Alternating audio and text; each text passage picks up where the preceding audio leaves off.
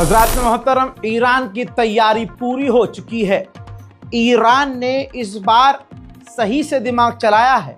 हर बार हबड़ दबड़ कर देता था, इस बार ऐसा नहीं किया।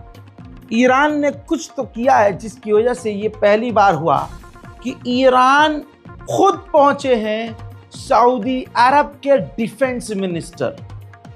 तवज्जो है, चलिए दिखाता हूं। ये देखिए, ये आज 2025 की मेरे हिसाब से सबसे खूबसूरत तस्वीर है। ईरान के डिफेंस मिनिस्टर को रिसीव सीधा ईरान के आईआरजीसी के टॉप कमांडर ने किया और उनको रेड कारपेट के जरिए स्वागत किया गया। ईरान ने आईआरजीसी कमांडर ने खुद अपने तमाम टॉप लीडरों से मुलाकात करवाई। ये तस्वीर ऐसी है जिसे देखने के बाद बड़े बड़े देश सख्ते में पड़ चुके हैं कि ईरान और सऊदी अरब ने कर क्या दिया।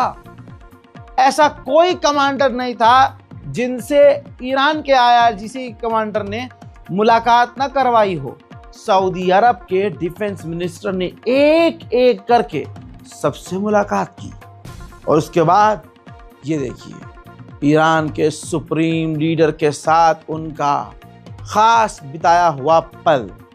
अब दोनों के बीच क्या बातें हुई हैं, वो बातें बहुत बात की हैं, लेकिन जिस तरह से ईरान के सुप्रीम लीडर के चेहरे पर सुकून और सऊदी अरब के डिफेंस मिनिस्टर के चेहरे पर खुशी है, तो जाहिर सी बात है कुछ बेहतरीन और कुछ कामयाबी चीज़ें इन्होंने की होंगी और हमें उम्मीद है कि दोनों मिलकर कुछ अच्छा ही करेंगे। इसके बाद ईरान के राष्ट्रपति से लेकर तमाम नेताओं से मिले हैं। देखिए, ये बड़ा साइन है।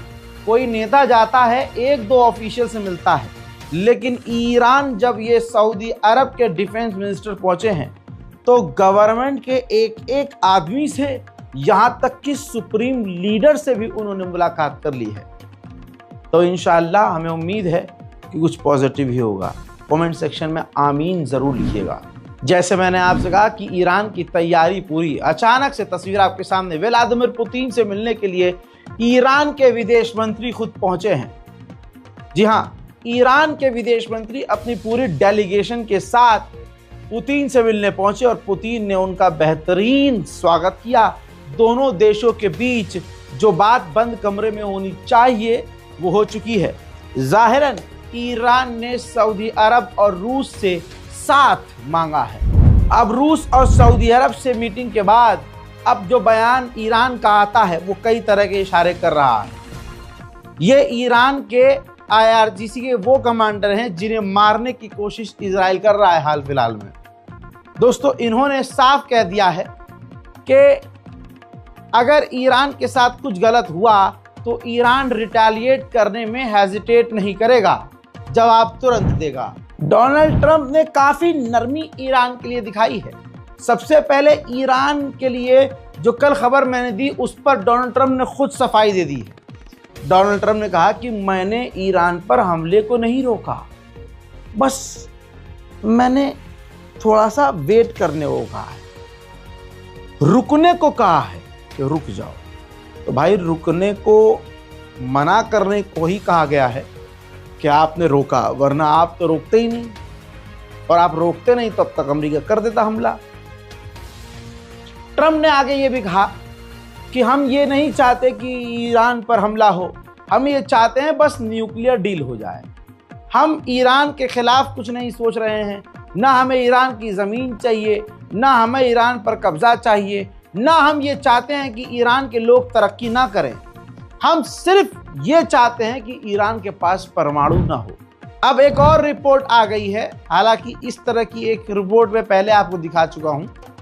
अब आधिकारिक रिपोर्ट आई है कि वो बम जो ईरान के लिए स्पेशली बनाए गए हैं और ईरान के लिए इस्तेमाल होने हैं, जैसे ज़मीन के काफ़ी गहराई में ईरान ने अपनी मिसाइल सिटी बनाई है, उन मिसाइल सिटी को जिन खास बमों से उड़ाया जा सकता है, अमेरिका ने वो तमाम खास और ख़तरनाक बम इजराइल को दे दिए। उधर ईरान के खिलाफ अमेरिका भी पूरी तैयारी में है। ये देखिए, ईरान के खिलाफ बातचीत करने के लिए और यूक्रेन की बातचीत करने के लिए अमेरिका की पूरी टीम पहुंची है सीधा फ्रांस के राष्ट्रपति इमैनुअल मैक्रोन से मुलाकात करने के लिए। उधर इजराइल के पूर्व प्रधानमंत्री ने मांग की है कि ईरान के सिर्फ न्यूक्लियर साइट नहीं, ऑयल रिफाइनरी साइट्स को भी बमबारी करके उड़ा देना चाहिए। उधर लेबनान पर इजराइल का फिर से हमला, जिस हमले में एक और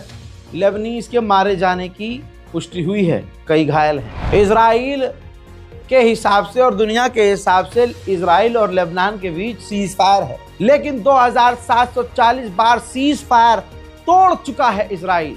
और इसी सीज फायर के उल्लंघन में 190 लोगों को इजराइल ने कत्ल कर दिया और 485 लोगों को घायल कर दिया।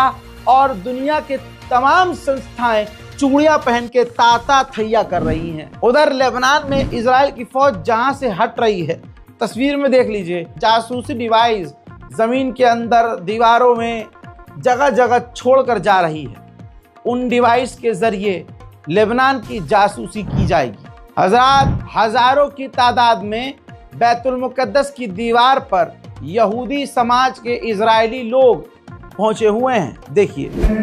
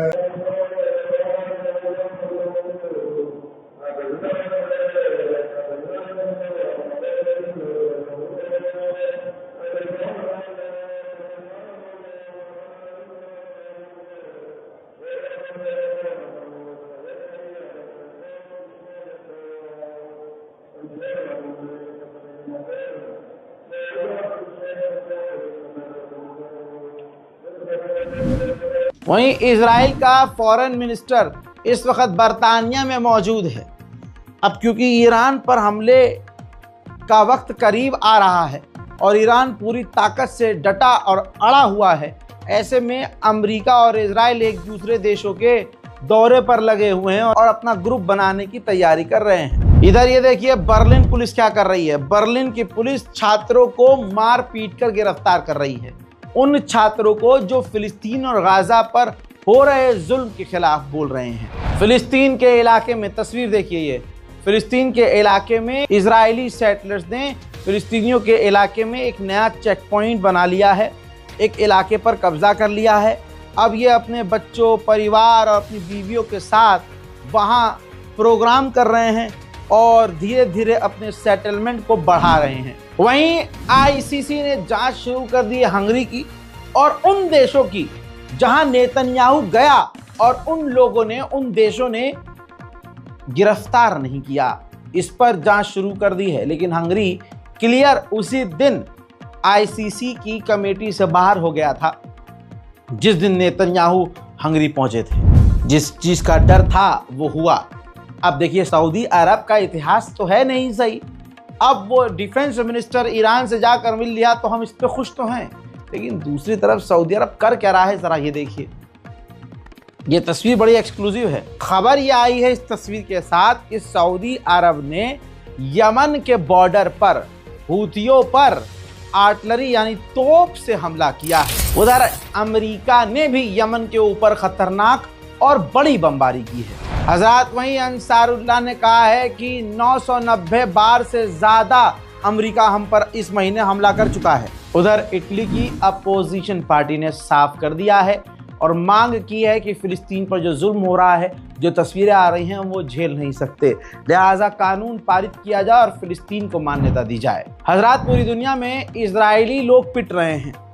बीच में खबर आई थी थाईलैंड के अंदर एक इजरायली व्यक्ति पीटा गया है लड़कियों के द्वारा। अब एक और तस्वीर आई है। थाईलैंड लोग जाते हैं, ज़्यादातर किस काम के लिए जाते हैं आपको मालूम है, लेकिन एक इजरायली वहाँ जब अय्याशी करने पहुँचा तो अपनी इजरायलीपन वहाँ झाड़ रहा था, तो ये ज़ियोनिस्ट जो है वहाँ हरकतें कर रहा था, तो बस महिलाओं ने इसको रगड़ के रख दिया। हालांकि पूरा वीडियो में दिखा नहीं सकता। फ्रांस का एक एनवॉय है जो फिलिस्तीन और इजराइल के बीच तैनात है, दोनों में रिश्तों पर नजर रखने के लिए। उस फ्रांसीसी एनवॉय ने कहा है कि गाजा के अंदर अगर इजराइल मदद नहीं भेजता है तो फिर फ्रांस की मिलिट्री और फ्रांस की ऑर्गेनाइजेशन तैनात होंगी गजा फिलिस्तीन में और अपने हाथों से खाना पानी गाजा में पहुंचाने पर मजबूर होंगी। वहीं कतर के अमीर रूस पहुंचे थे व्लादिमीर पुतिन से, उन्होंने मुलाकात की और कहा कि लगातार सीज फायर का उल्लंघन गाजा में इजराइल ने किया है और इजराइल जब तक फिलिस्तीन और गाजा पर बमबारी बंद नहीं कर देता तब तक शांति नहीं आएगी। इजराइल को फिलिस्तीन को मान्यता भी देनी होगी। मेरे दोस्तों, मिडिल ईस्ट स्पेशल रिपोर्ट में ब्रेकिंग न्यूज में टॉप नॉच की खबरें आपके सामने मैंने रख दी हैं। इस रिपोर्ट को शेयर कीजिएगा, चैनल को सब्सक्राइब कीजिए। जय हिंद।